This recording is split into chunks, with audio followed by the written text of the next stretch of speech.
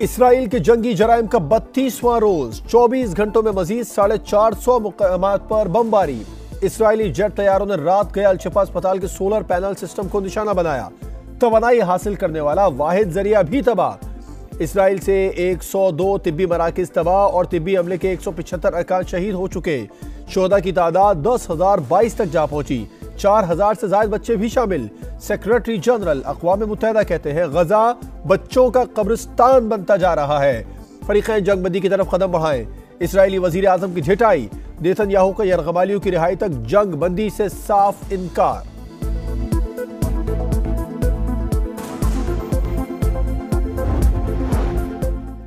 Al Qassam brigade का Israel को भरपूर जवाब। मजीद 6 टैंक तबाह कर दिए। जमीनी कार्रवाई में तबाह किए गए टैंकों की तादाद 68 हो गई। लबनान इसराइल सरहद पर भी हिजबुल्लाह के मुजाहिदीन के इसराइली फौज पर हमले। ईंधन ले जाने वाले टैंकर को तबाह कर दिया। अमेरिका का गजा में जारी जंग को मजीद फैलाने का प्रोग्राम। अमेरिका की जानिब से इसराइल को $320 मिलियन के हथियार मुंतकिल करने का मंसूबा सामने आ गया। अमेरिकी अखबार वॉल स्ट्रीट जर्नल के मुताबिक बाइडन इंतजामिया ने कांग्रेस को अमेरिकी हथियार भेजने के मंसूबे से आगाह किया है। स्पाइस बॉम्ब गजा में इसराइली मुहिम जोई के लिए इस्तेमाल होंगे।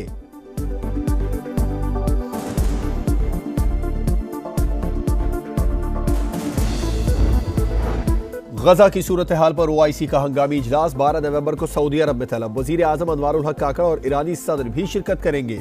जुनूबी अफ्रीका का इसराइल से सिफारती ताल्लुकात खत्म करने का ऐलान। अमरीकी सलामती काउंसिल के तर्जुमान जॉन कर्बी कहते हैं इसराइल के साथ गजा में आर्जी जंगबंदी पर बातचीत जारी है। एंटोनी ब्लिंकन की तुर्क वजीर खारजा से गजा की सूरत हाल पर बातचीत।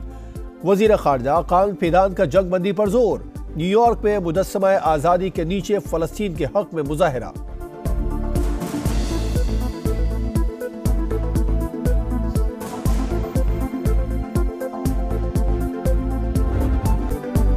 दहशतगर्दी के खिलाफ जंग में कुर्बानियों का सफर। तीरा में ऑपरेशन के दौरान फायरिंग के तबादले में लेफ्टिनेंट कर्नल समेत 4 जवान शहीद, 3 दहशतगर्द हलाक, 3 जख्मी हो गए। पाक फौज के शोहदा की नमाज जनाजा पिशावर में अदा। पूरे फौजी एजाज के साथ तदफीन आबाई इलाकों में होगी। सियासी क़यादत का शहीदों को खिराज अकीदत। दहशतगर्दी के खिलाफ जंग जारी रखने का आज़म।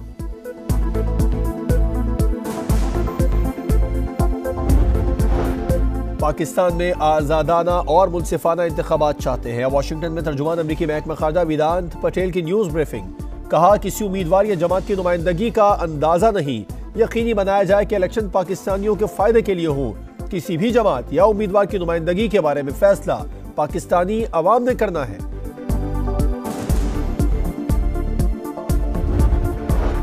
नवाज शरीफ ने पार्टी की कमान संभाल ली। लाहौर में सीनियर रहनुमाओं के साथ बैठक लगाई। इंतखाबात की भरपूर तैयारी करने की हिदायत। नून लीग का मुत्तहिदा से राबिता MQM का वफ्द आज मियां बरादरान से मुलाकात करेगा। आसिफ जरदारी और मियां नवाज शरीफ का राबिता। रियासत को मुआशी मुश्किलात से बचाने के लिए मिलकर किरदार अदा करने पर इत्तेफाक। जल्द बैठक लगाएंगे। नवाज शरीफ कहते हैं मौका मिला तो सबसे ज्यादा तवज्जो मईशत पर देंगे।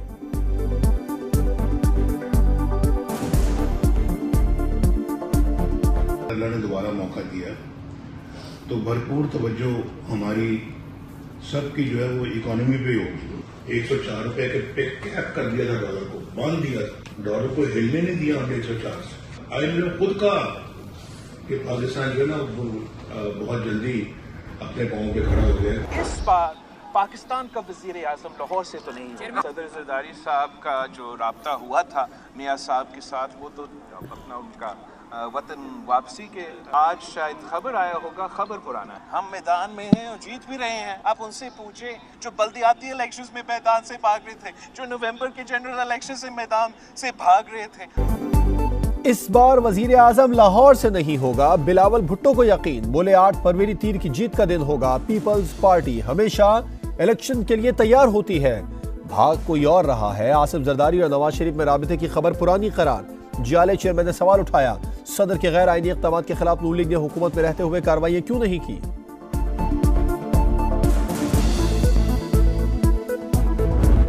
एक और जमात है जो कि इलेक्शन लड़ने से घबरा रही है, जो चाहती है कि शायद इलेक्शन को मजीद और प्रोलॉन्ग किया जाए। और level playing field Peoples Party के चेयरमैन साहब ने कहा कि हमें कभी भी पहले नहीं मिली। लेवल प्लेइंग फील्ड कभी मिली ना आइंदा मिलने की उम्मीद है, पीपल्स पार्टी का दावा। शर्जील मेमन कहते हैं एक जमात इलेक्शन लड़ने से घबरा रही है, मजीद ताखीर चाहती है। इलेक्शन में क्लीन स्वीप करेंगे, हुकूमत बनाएंगे। लीगी रहनुमा मरियम औरंगजेब का भी पीपल्स पार्टी को जवाब, कहा रोना ना रोए, सामने आए और मुकाबला करें। पीपल्स पार्टी एक तरफ कह रही है हम क्लीन स्वीप करेंगे, दूसरी तरफ कह रही है लेवल प्लेइंग फील्ड नहीं मिल रही। सारी जमातों को यह मशवरा है, लेवल प्लेइंग फील्ड का रोना रोने से बेहतर है कि फील्ड के अंदर तैयारी करें।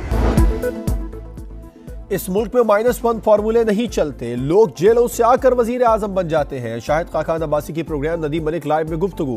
करप्शन में मुलव्विस अफराद को बार बार हुकूमत करने का मौका दिया जाता है। लाडलों का कारोबार छोड़ दें वरना यह मुल्क आगे नहीं चलेगा।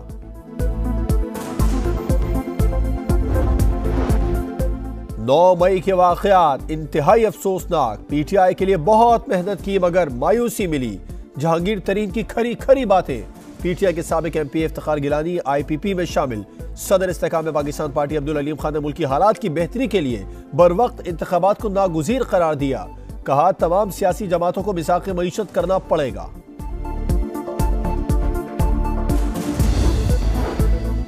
हर हल्के से उम्मीदवार खड़े करेंगे। तहरीक इंसाफ का आम इंतखाबात में भरपूर हिस्सा लेने का फैसला। पीडीएम हुकूमत से मुतालिक व्हाइट पेपर भी जारी किया जाएगा। बैंक से रकम निकलवाना मगर होशियार रहना। कराची में लूट मार में मुलविस गैंग्स के ताने बाने अफगानिस्तान से मिलने का इंकशाफ। बैंक अमला वारदातों में मुलविस होता है, एसएसपी स्पेशल इन्वेस्टिगेशन यूनिट का दावा। 25 छोटे गैंग्स गिरफ्तार। कराची के इलाके बगदादी में मुबैना मुकाबला, एक जख्मी समेत 3 मुलजमान गिरफ्तार।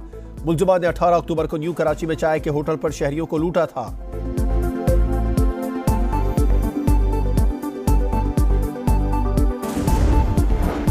गुजरात पुलिस की कार्रवाई, एयरपोर्ट से वापसी पर ओवरसीज फैमिली को लूटने वाले 2 मुलजमान गिरफ्तार। मुलजमान के कब्जे से असलहा, जेवरात और 4.5 लाख रुपए बरामद।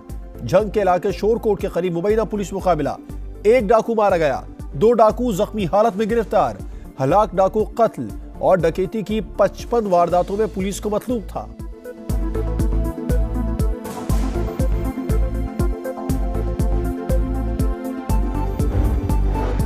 सोमालिया में शदीद बारिशों के बाद सैलाब से 10 अफराद हलाक हो गए। अक़वाम मुत्तहिदा के मुताबिक सैलाब से 1,13,000 अफराद बेघर हुए। हुकूमत ने हंगामी हालत का ऐलान कर दिया। शुमाली फ्रांस में भी सैलाब के बायस रेड अलर्ट जारी।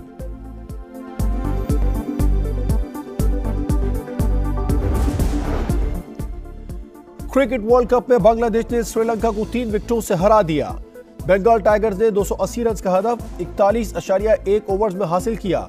नजमुल हुसैन ने 90 रन की इनिंग्स खेली। वर्ल्ड कप में बदतरीन परफॉर्मेंस, पूरा श्रीलंकन क्रिकेट बोर्ड फारिग। राणा टुंगा उबूरी चेयरमैन मुकर्रर।